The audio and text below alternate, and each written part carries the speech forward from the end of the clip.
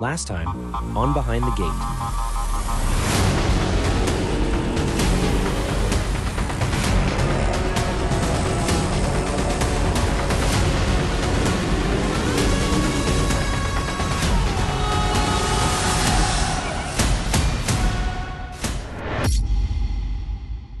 Nothing with the problem is salt, old school salt. Race feel. Right now my belly doesn't know anymore what to do. So my mom teach me when I was young, when you're sweating a lot, you need to eat chips because there's salt inside. So makes sense. Listen to mama. Go with it. Go with it. Go on, give us a breakdown. Second day at the start. Followed Maxime around for a while. Yeah. Yeah, then I knew it was going to be a long moto, so I tried to, you know, like not go sprinting at the beginning, so I tried to keep carrying on, and with 5 laps to go, I knew I had to put the hammer down, so I managed to, yeah, obviously managed to pass Maxime, take a little gap, and yeah, win the moto, try to waste as minimum energy as I had to, because there was still a second moto coming. It's really, really hot outside, like people, I mean in Europe you can't understand when you're not here, so it's brutal, but we got to do our best and make the best of it.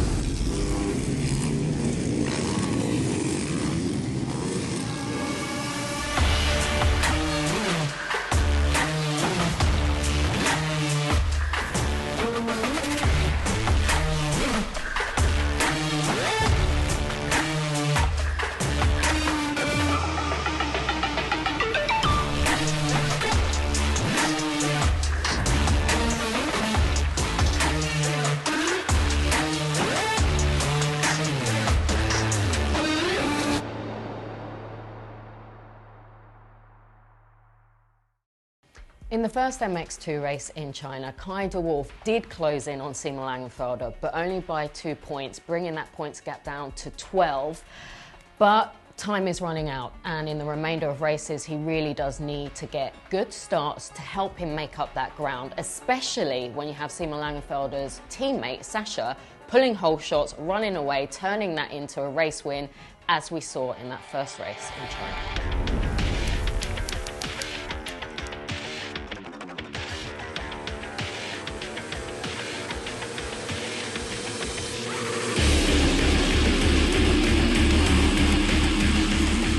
Langenfelder who leads, crucially, ahead of de Wolf, who's there in 5th position through the opening few corners.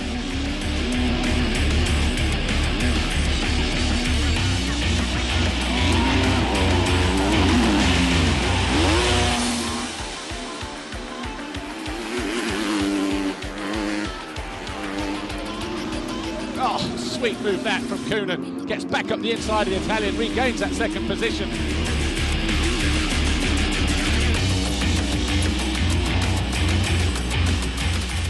De Wolf down in the right-hander, drops from 4th position. Did he lose any places there?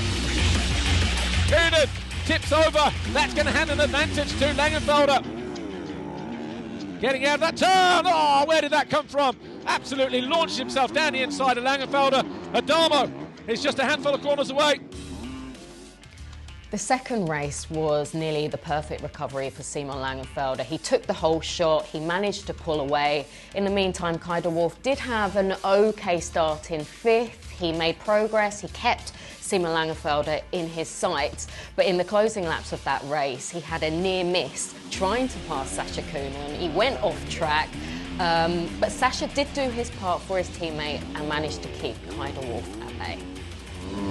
And Andrea Adamo, he's going to win race 2. So to round up the MX2 Grand Prix then in China, obviously fantastic weekend for Sasha Kuhnen.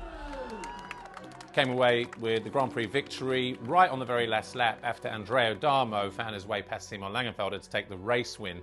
And ultimately what that did was swap 1st and 3rd. So Langenfelder, who was in control of that race and the top step of the podium, found himself being demoted to 3rd, and actually as a result 3 championship points were lost as well. So how instrumental will that be in the championship, we don't know, but in terms of the podium, Sasha Kuhnen, Andrea Adamo, Simon Langenfelder, great day for the German, and an even better one for Sasha Kuhnen.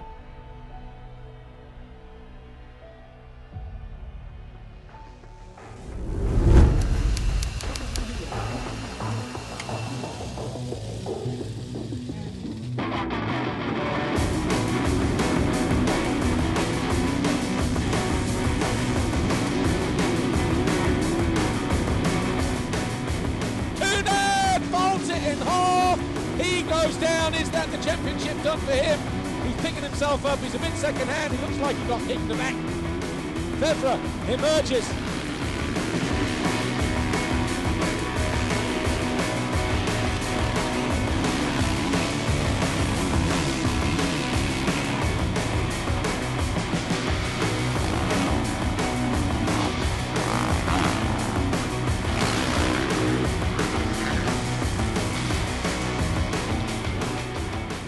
Fernandez tries to make a move around the outside.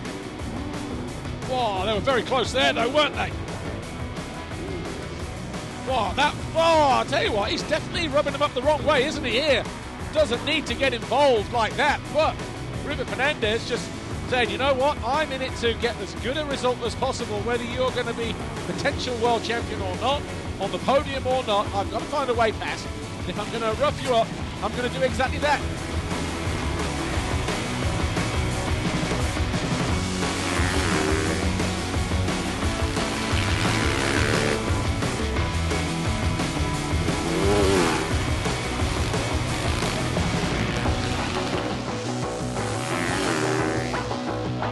We've got a game on, a race on here on the final lap. These two separated by about a second.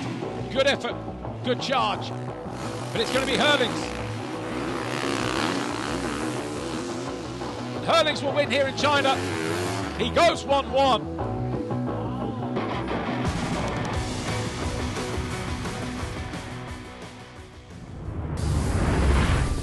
Good. Right now I'm actually quite okay again. But after the moto, I almost saw stars, man. Yeah. So hot. But now I'm good. But only this week, we're flying to Australia quite quick, so try to do some cycling outside, get used to the heat, and hopefully next week can be a bit better. But then keep fighting till the end. That was like old school battles for him, so I really enjoyed it. 1-on-1 over the weekend. GP win 1-on-1 as well. So, up to Australia. Third place overall, and you could see that he really did attack Romain Febvre, thinking he had a chance at that podium there. Febvre Fernandez, only his third podium of the year, but a nice return to form for him. It really has shown Honda HRC that he's got the talent and the ability to compete at the top of MXGP, and yeah, he looks forward to a good future for sure. For second place overall, Tim Geiser, he pushed Jeffrey in both races. Really looked like we were going to get a big showdown between the two five-time world champions. But Tim, his first podium since his shoulder injury, looking to be back on form and close out the season strongly in Australia. Jeffrey Herlings, third straight Grand Prix win. Incredible to see the bullet in those conditions. Such a fighter, such hot conditions, crazy conditions. He said himself he was fried like a chicken, but he wasn't going to let Tim go past him. So amazing show of determination yet again from the bullet. A rider worth mentioning, of course, Romain Febvre, not getting onto the podium in the top 3 in China, but in his own words, he couldn't care less about that because he leaves China with a massive championship advantage now. And yeah, he rode strong, he rode steady, he collected those scores, he got the points on the board, and now he really has got one hand on that world title.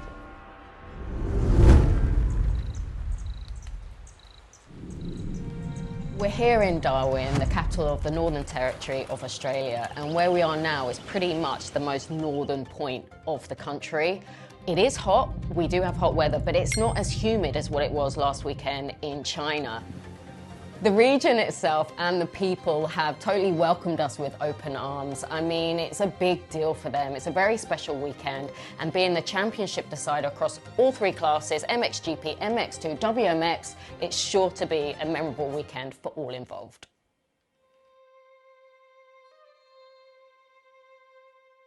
Heading into the final round of WMX in Australia, obviously everything's still on the line, although for Lotte van Drunen, who's still the championship leader, she got a bit of respite, bit of breathing space, because after the second race, it was deemed from the FIM that both Chiara Fontanesi and Daniela Guillen had both not respected the waved yellows, and so as a penalty for that, they both got penalised 5 points, and that obviously then gives more of an advantage to Lotte van Drunen. Of course, you go into the final round, 16 points clear.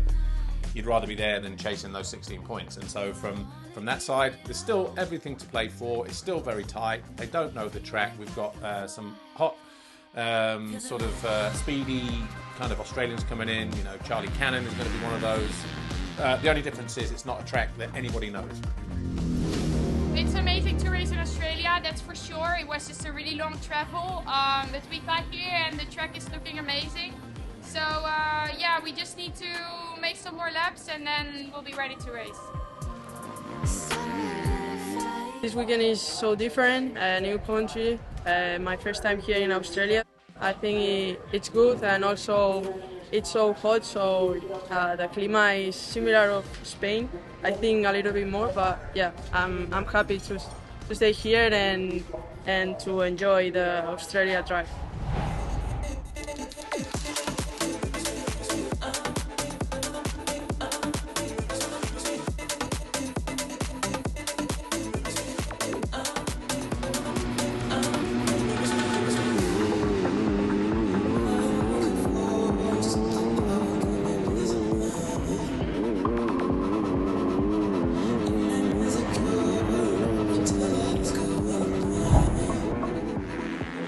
Guillen up to third, McCutcheon fourth, and Van Drunen just behind her in fifth on the 401. De Baert's Yamaha. One side of the track to the other for the number 10. And this time, the De Baert's Yamaha rider gets down the inside of the Kawasaki. And does she make third place hers? Yes, she does. Out of the final turn, Chiara Fontanesi wins race 1 here. Super happy, took the all shot, did my rhythm, led the whole moto. Did everything I had to do and all I could do. Super happy about this. Okay, let it be known. I'm working hard when I ain't on the phone. This ain't a home, this ain't a phone. Grind never stopping, I'm keeping it cold. Unlocking the door with the holy key. You're supposed to be this close to me, and hopefully you understand. G.O.D. make me this cold, and I'm talking like no degrees. This ain't a fluke. I seen it way before it ever happened. He gave me the view. I had to put in my time on the TV. The end of the lap is Guillen who leads. But not for much longer. Van Drunen fights back immediately.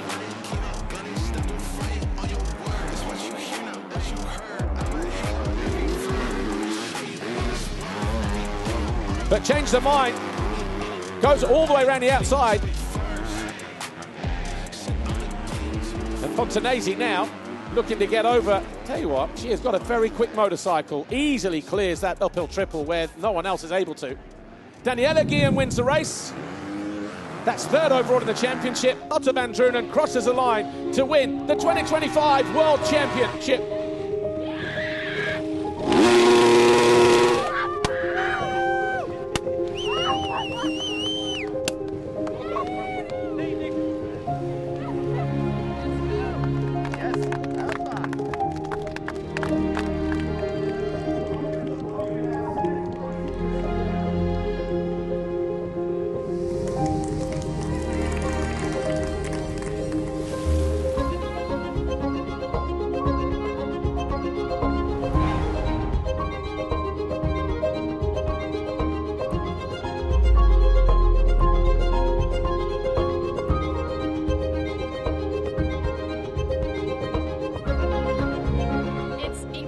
What 18-year-old can say that she's a two-time world champion? This is insane. I can't thank the people around me enough because it's been a really tough season for me with my injury. Yeah, on to the next one.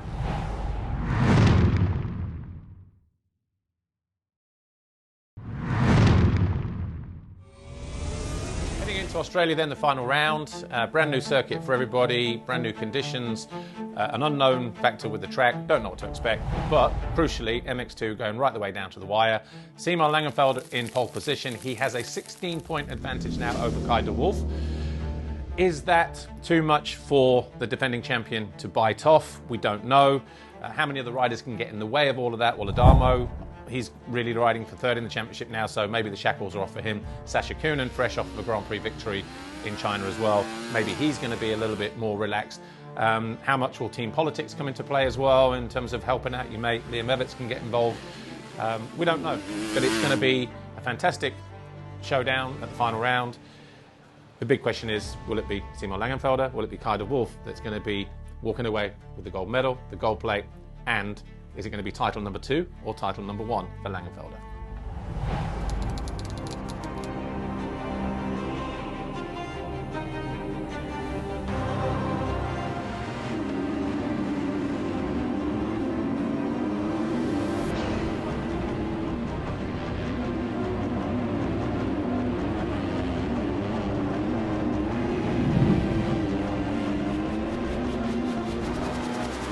I say he's got no allegiances. He's got big elbows, that Spaniard, and he tried to make it as difficult as possible for Langenfelder to take over the lead, and it's not done yet either. I expect that from him, just the way I've watched him racing.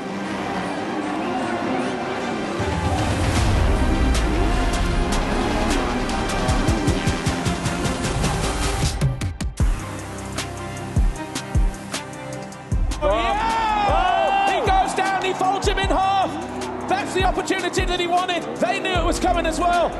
He picks himself up. The gap was 16 seconds. He may survive a pass from Febvre, but that was an opportunity that Kai took with both hands. He couldn't do it on the opening lap. He got his opportunity this time around. Kai de Wolf wins race 1 here. He's a step closer to a potential second World Championship title.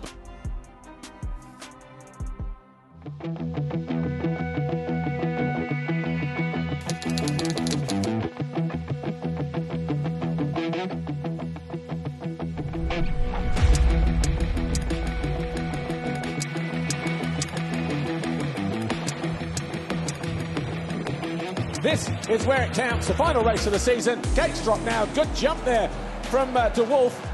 But once again, Sascha Kühnen and Simon Langenfelder side by side, and it's going to be Kühnen who will get over the foxhole shot line at the top of the hill.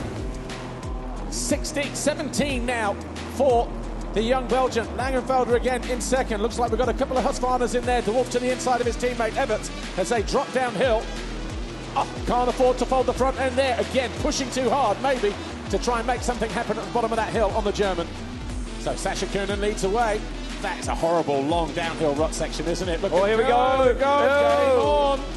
The rain has been coming. The thunder is all around us. And this is going to be a game changer. Oh, he's going to be on the receiving end here if he's not careful. Oh, he parks him, goes down. Right on the opening lap. So Langenfelder now with work to do. You can't afford to sit there thinking, I am in a championship position, because if de Wolf takes over the lead and Langenfelder stays there, it ends in a tie. De Wolf gets it on race wins. Oh! That's Langenfelder it. down again. That's it. Folds the front at the bottom of the hill. Is that the championship decided? Right there on lap 3. Look how you can see how much water has just fallen on this track in the space of 3 laps. Well, the gap down to 1.7 seconds between Sascha Kühnen on the Red Bull KTM, teammate to Simon Langenfelder. That's the gap as it stands right now. 4 points. Kai de Wolf leads Simon Langenfelder. If it finishes like that, de Wolf will be a 2-time champion here. Number 1 coming towards us. That is a lot of work for Langenfelder, who is down in 13th place. And look, he's looking behind him. The bike is overheating. More drama here in MX2 race 2. McClellan has gone down, and that might be another position for Langenfelder, because all of a sudden McClellan was in 5th place. Then de Wolf, he can't get through the corner here. Legging his way through the turn. Oh, he can't. Heartbreak for the man. Trying to get out of that pit lane corner. The bike looks like he's trying everything. He's going, full Ryan Hughes moment. They're just trying to push the bike going, and it's just not going to happen. Kai de Wolf is going to be out of the race and out of the championship fight. It gets going again. Wow! Race list goes by, or is that Elzinger? His championship dream is over. Langenfelder only needs to finish the race in the points here, and he will be world champion, the first German since Ken Roczen in 2011.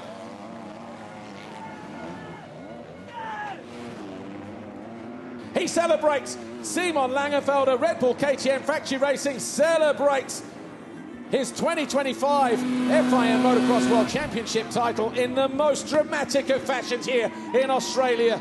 The team can't wait to get down there to him.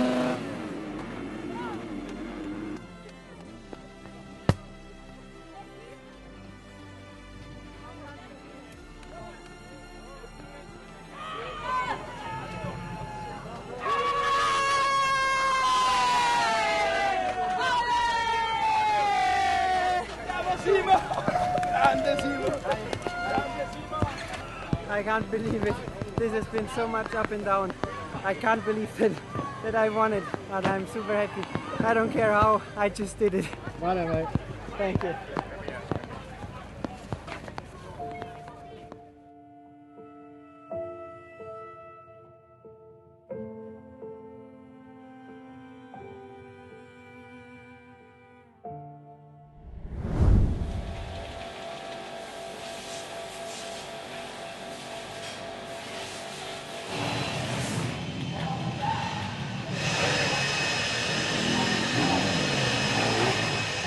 Romain Febvre heads into the final round with a massive points gap after a disastrous weekend for Lucas Koenen. That was his worst overall result of the season. 47 points down is a lot of points to make up in just one weekend of racing. But, as we all know, anything can happen in motocross, and it's not over until it's over.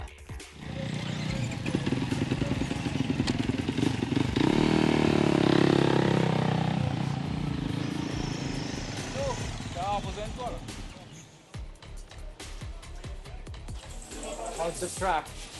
I think it's the best track I ever ridden in my life. Like, so thick, like some good corners, bumpy already, and like soft. So you gotta adapt with the bike quite a lot because we're not used to. The soil is like soaking you up, so you gotta make a big of mistakes. Like, but I mean, after will be a good track. Also, before was already bumpy, so I want to see the models and everything how it's gonna look like. But I'm enjoying, so that's a good part. Good start. Yeah, I'm gonna rock 3 whole shots. I want it now.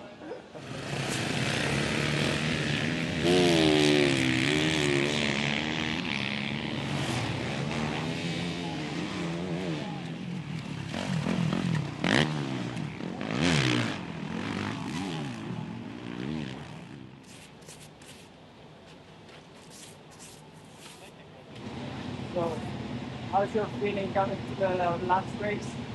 You like the track? How was your morning? Yeah. I like the track here in Australia. A little bit different than what we are used to, just of the term of preparation. It's really good prepare.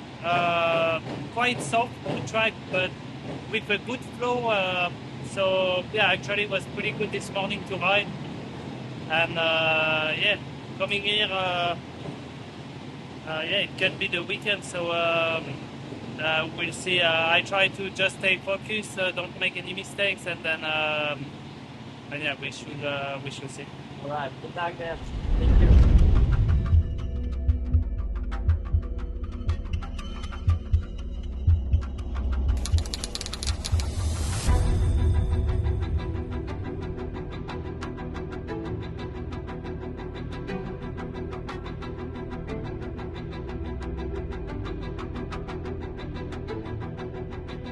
Can Romain Febvre get the job done, or will we have to wait somehow for it all to be determined in race 2?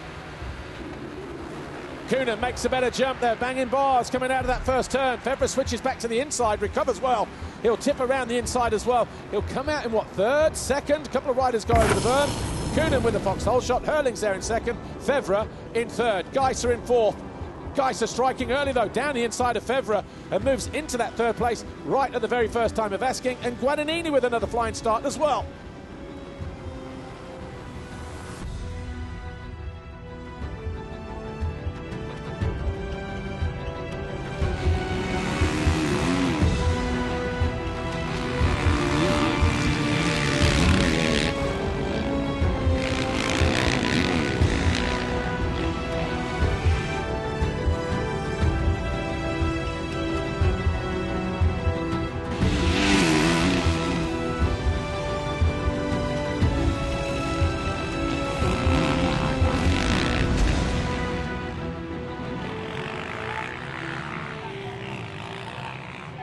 Last year, he won 18 races in MX2 on his way to second overall in the championship. This has been just as dominant in terms of race wins. But Lucas Koenen, he will win race 1 here in Australia. But the story will be as he takes second overall in the 2025 championship. Romain Febvre, Antti Pyränen, is in tears. The man of not so many emotions. Romain Febvre, finally, a 2-time world champion, the first in the Premier class for Kawasaki, the first since Sebastian Tortelli in the Premier class since 1998. The first to congratulate him will be Lucas Koenen, but he'll ride into the arms of his team.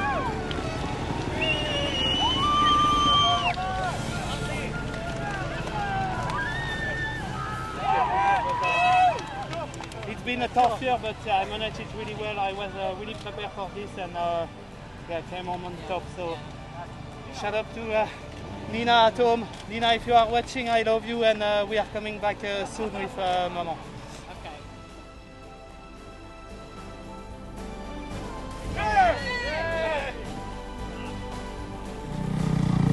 How'd you feel? Well done, Auntie.